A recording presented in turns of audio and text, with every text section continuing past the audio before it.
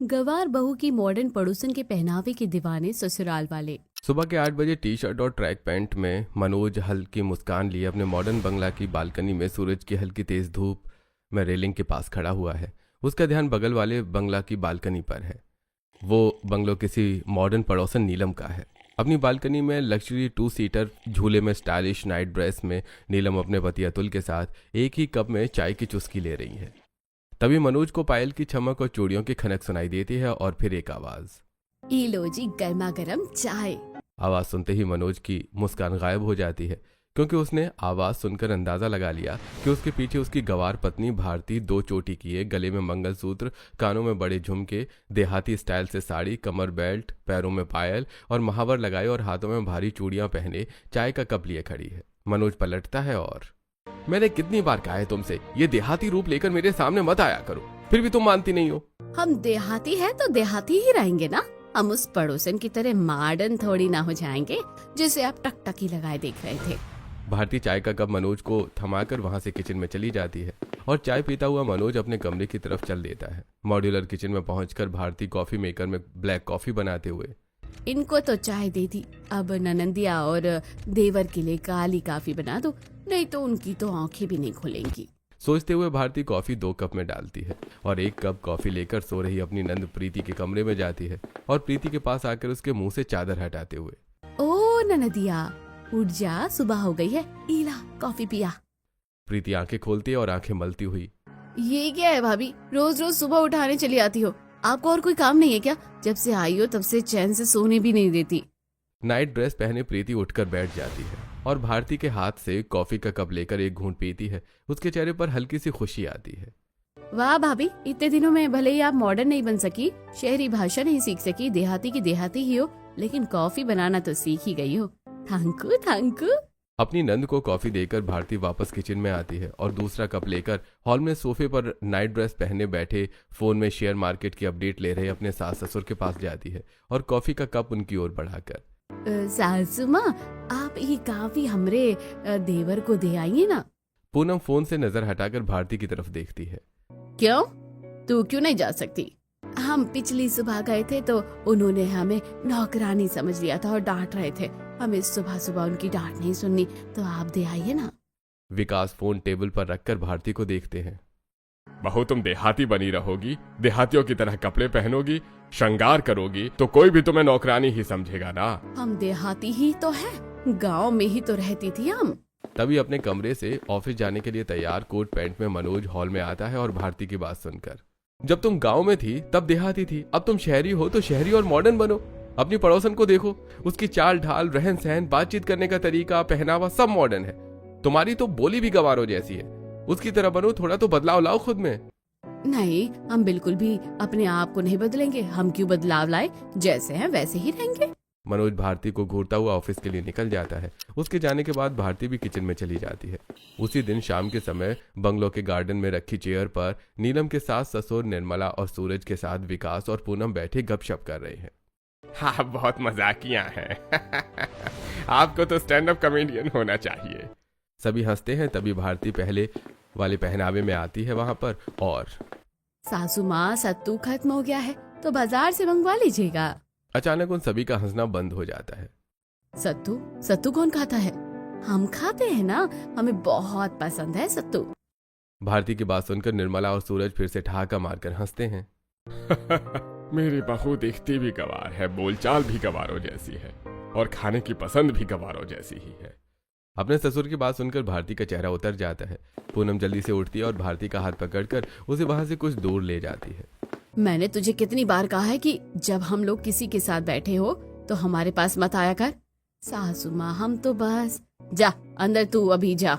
पूनम भारती को वापस अपने घर के अंदर जाने का बोलकर वापस उनके पास आकर बैठ जाती है। भारती वापस घर के अंदर जाकर बालकनी में खड़ी होकर उनकी तरफ देखती रहती है।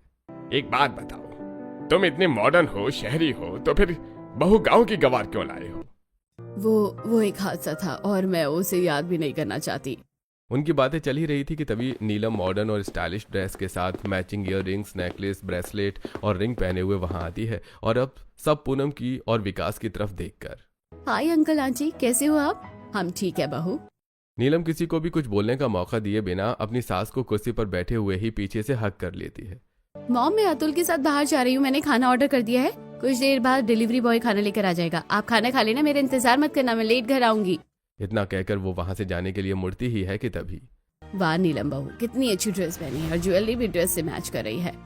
नीलम अपने ईयर रिंग्स और ब्रेसलेट में हाथ फेरती है और हाँ, मैंने काफी ढूंढा, तब जाके ड्रेस से मैचिंग ज्वेलरी मिली है।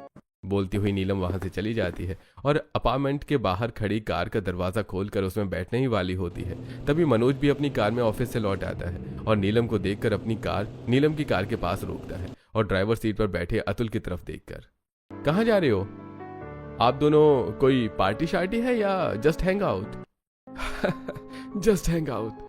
तभी मनोज की नजर अपने घर की बालकनी पर जाती है। वहां खड़ी भारती को देखता है और नीलम को ध्यान से देखते हुए, काश मेरी वाइफ भी नीलम की तरह मॉडर्न होती तो मैं भी उसे कहीं भी ले जा सकता, या नीलम ही मेरी वाइफ होती। जिस समय मनोज सोच रहा था उस समय तक पूनम, विकास, निर्मला और सूरज की बातें पूरी हो चुकी थी और वो अपने अपने बंगलों में वापस लौट चुके थे। पूनम और विकास के हॉल में आने के बाद कुछ देर बाद बालकनी में खड़ी नीलम भी वहां आ जाती है।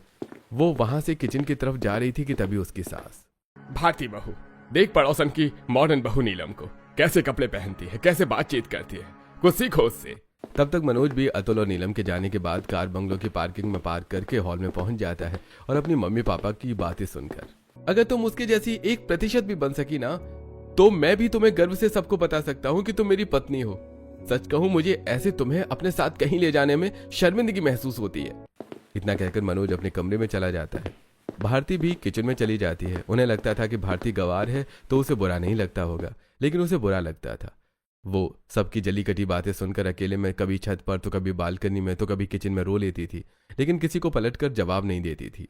एक रात मनोज अपने कमरे में वार्डरोब के सामने पार्टी वेयर पहने परफ्यूम लगा रहा था। तभी भारती अपने चिर परिचित परिधान में उसके पास आती है और, आप कहीं जा रहे हैं का?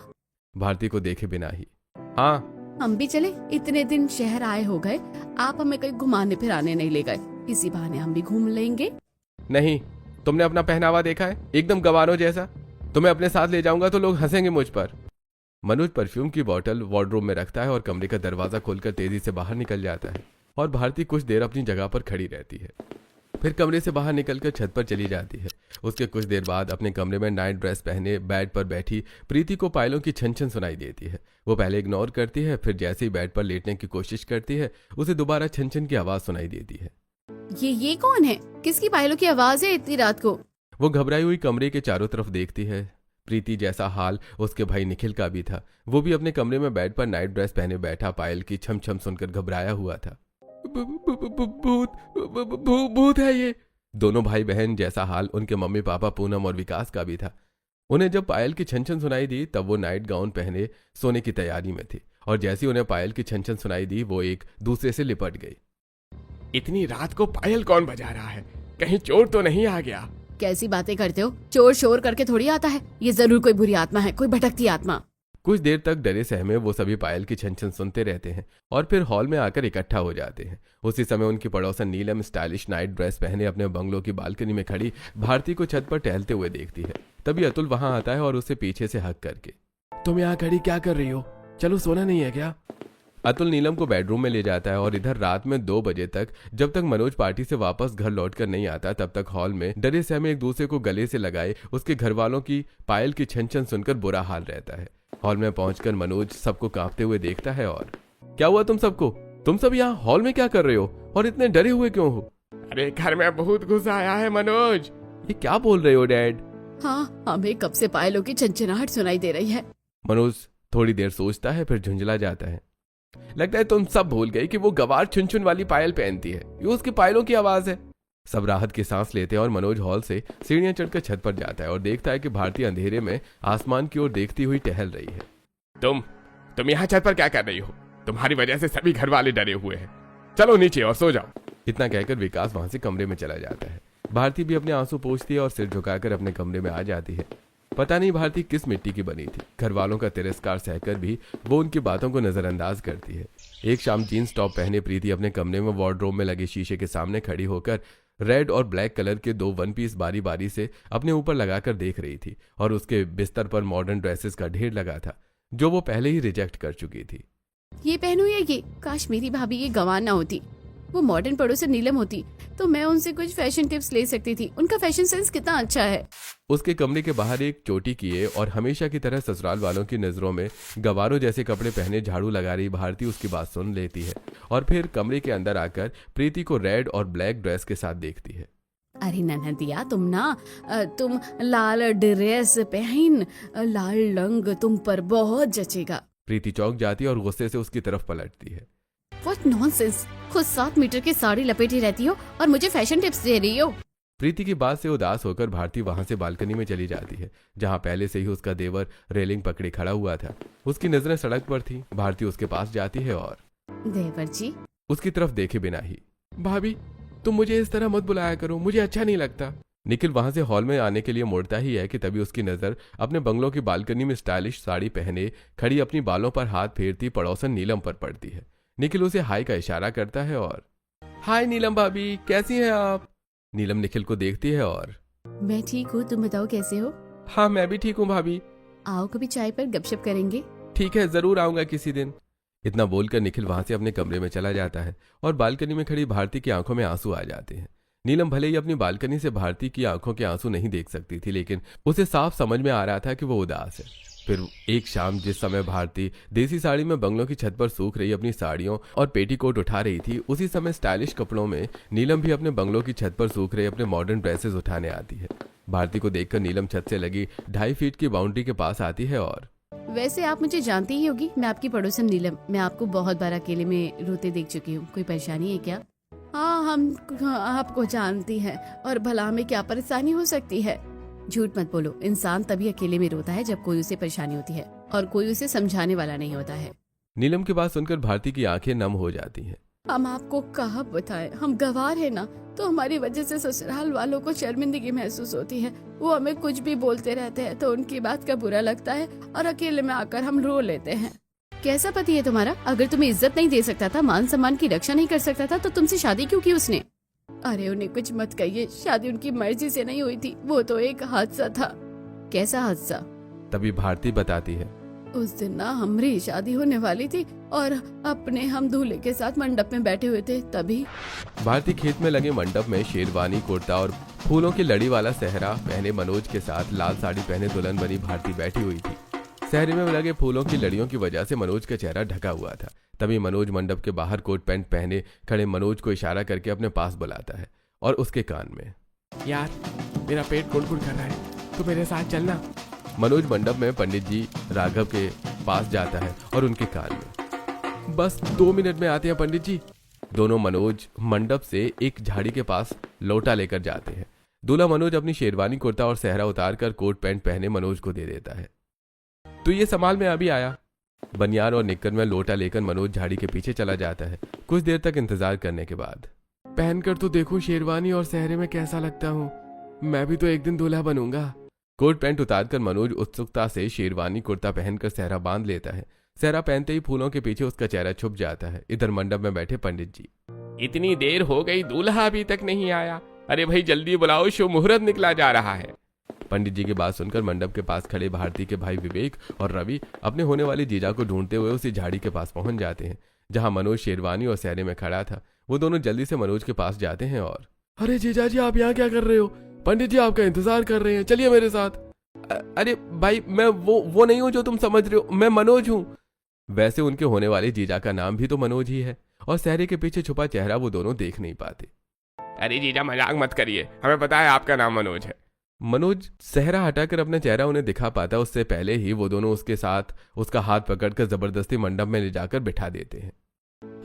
अरे मैं वो नहीं हूँ, वो मेरा दोस्त है। तभी उसके दोस्त मनोज के पिता भैरव सिंह मंडप में आते हैं और, देख तू नाटक मत कर, मुझे पता है तू गांव की लड़की से शादी नहीं करना चाहता, इसलिए तू ये नाटक कर रहा है, लेकिन मैं भी देखता हूँ तू कैसे मेरे दोस्त की लड़की से शादी नहीं करता। वो मंडप के बाहर खड़े अपने बॉडीगार्ड्स शेर सिंह और चीता सिंह को इशारा करके अपने पास बुलाते हैं और, अगर ये अब एक शब्द भी बोले या भागने की कोशिश करे तो इसके पैरों में गोली मार देना। दोनों बॉडीगार्ड्स मनोज पर बंदूक तान देते हैं।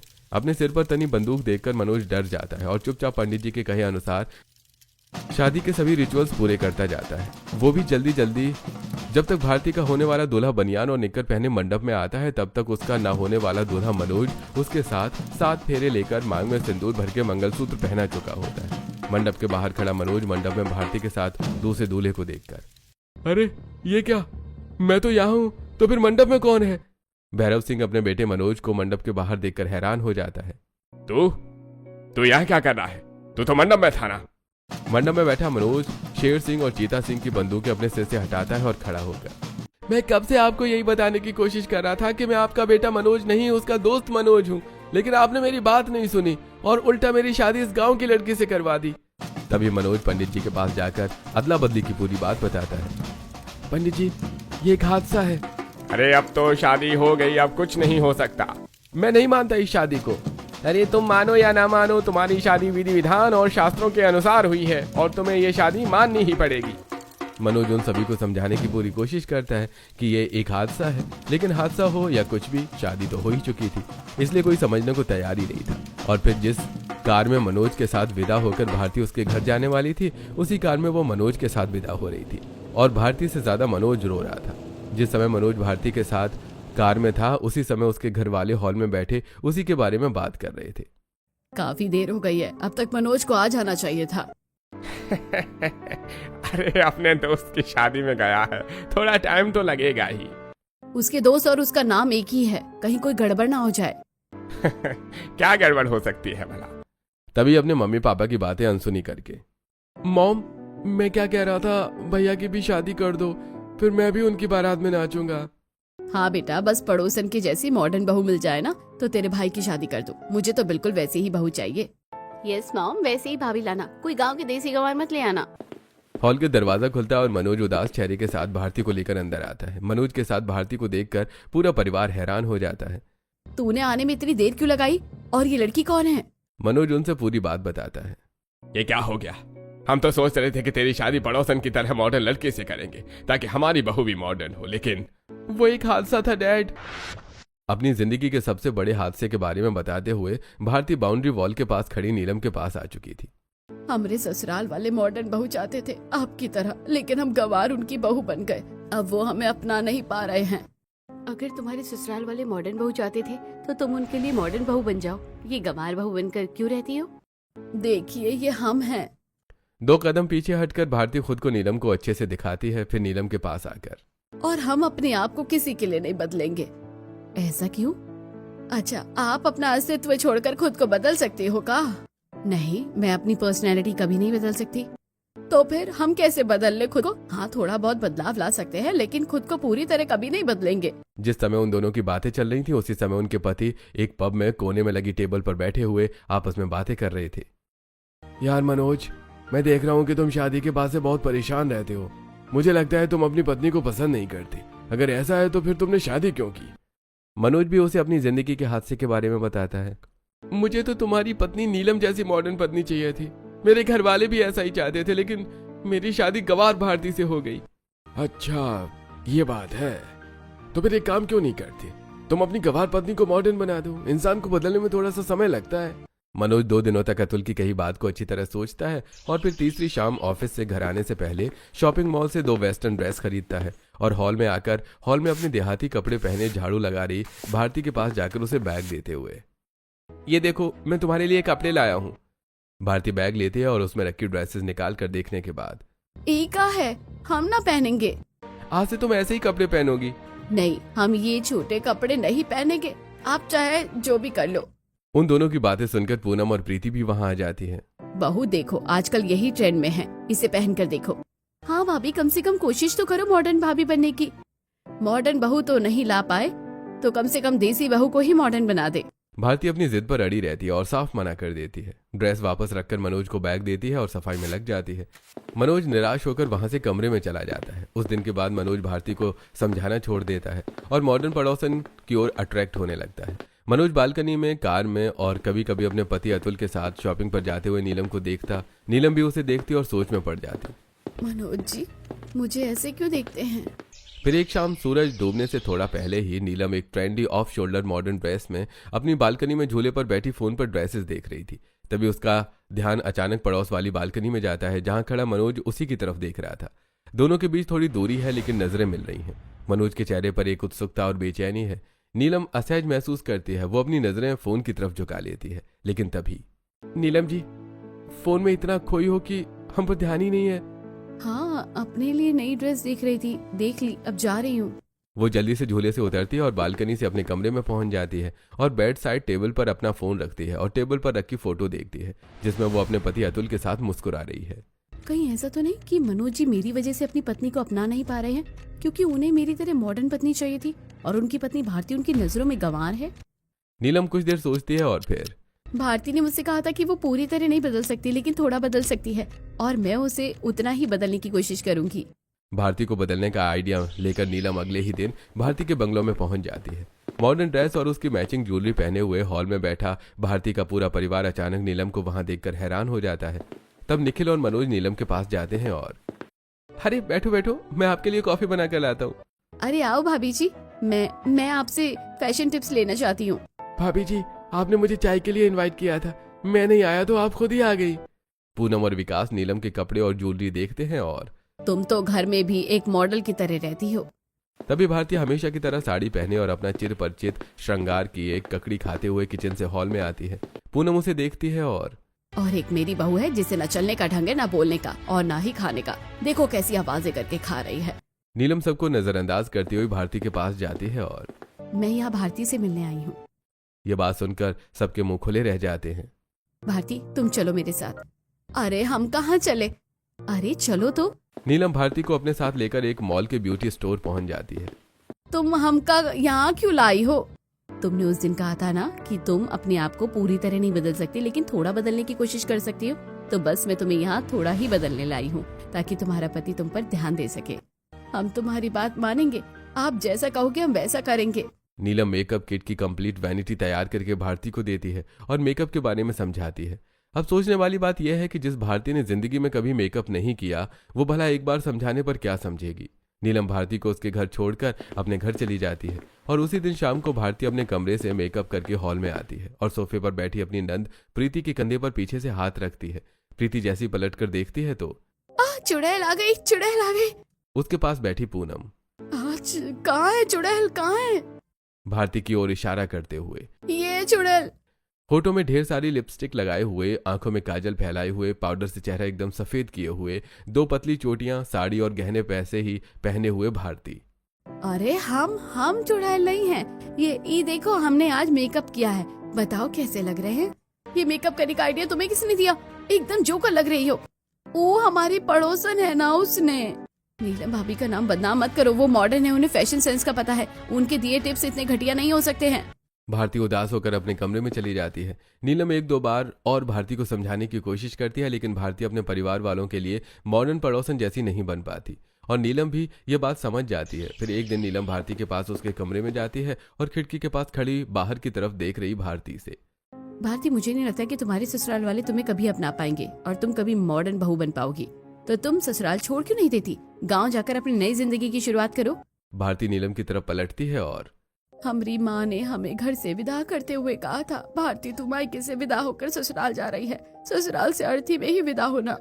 भारती की बात नीलम के दिल पर लगती है और वो उसे गले से लगा लेती है। ऐसे कुछ दिन और बीत जाते हैं। भले ही भारती के ससुराल में उसे समझाने वाला कोई नहीं था लेकिन वो भोजपुरी फिल्में देखकर अपना गम हल्का कर लेती थी। अगर टीवी पर भोजपुरी फिल्म आ रही है तो मजाल कि कोई उसे रिमोट ले सके। एक संडे की दोपहर में लंच करने के बाद हॉल में टीवी का रिमोट लेकर भारती भोजपुरी फिल्म देख रही थी। हॉल में बैठा उसका परिवार भी फिल्म देखने को मजबूर था क्योंकि भाभी रिमोट दो, मुझे सीरियल देखना है। नहीं, हमका भोजपुरी फिल्म बहुत पसंद है, हम रिमोट ना देंगे। वहीं मनोज भी बैठा है लेकिन उसका ध्यान टीवी पर नहीं है क्योंकि वो नीलम के ख्यालों में खोया है। अतुल कितना खुशकिस्मत है कि उसे नीलम जैसी मॉडर्न बीवी मिली। वो नीलम के साथ कहीं भी आ जा सकता है, किसी से भी प्राउडली मिलवाता है और एक मैं हूँ जो बीवी के साथ एक तस्वीर भी नहीं खिंचवा सकता। तभी फिल्म में ऐसा सीन आता है जब पूरा परिवार बहू से कहता है कि तो कहीं जाकर मर क्यों नहीं जाती? हमें तेरी जैसी गंवार देहाती बहू नहीं चाहिए। और बहू कहती है मर जाऊंगी, नदी में डूबकर मर जाऊंगी। उसी समय नीलम के ख्यालों में खोया मनोज। काश ऐसा हो जाता। मनोज की बात सुनकर भारती को धक्का लगता है। ये चाहते हैं कि हम मर जाएं। बिना कहे कुछ भारतीय उठकर अपने कमरे में चली जाती है। फिर अगली सुबह बेड पे कॉफी न पाकर निखिल और प्रीति, अपने कपड़े प्रेस और चाय न पाकर मनोज और अपना ब्रेकफास्ट न पाकर पूनम और विकास नाइट ड्रेस में ही हॉल में इकट्ठा होते हैं। और भाभी कहाँ है? आज कॉफी नहीं दी, बहू ने हमें नाश्ता भी नहीं दिया। मेरे कपड़े भी प्रेस नहीं है। हम तो सोच रहे थे कि बहू अब तक कमरे में होगी। वो कमरे में नहीं है। मनोज की बात सुनते ही पूरा परिवार भारती को बंगलों के हर एक कमरे, छत, बालकनी, किचन सब जगह ढूंढता है। वो सभी भारती को बस स्टैंड और रेलवे स्टेशन पर भी ढूंढते हैं और शाम तक भी जब भारती उन्हें नहीं मिलती तो हार मानकर घर वापस लौटकर हॉल में बैठ जाते हैं। भाभी को बस स्टैंड और रेलवे स्टेशन पर भी किसी ने नहीं देखा। हे भगवान, बहू कहाँ चली गई?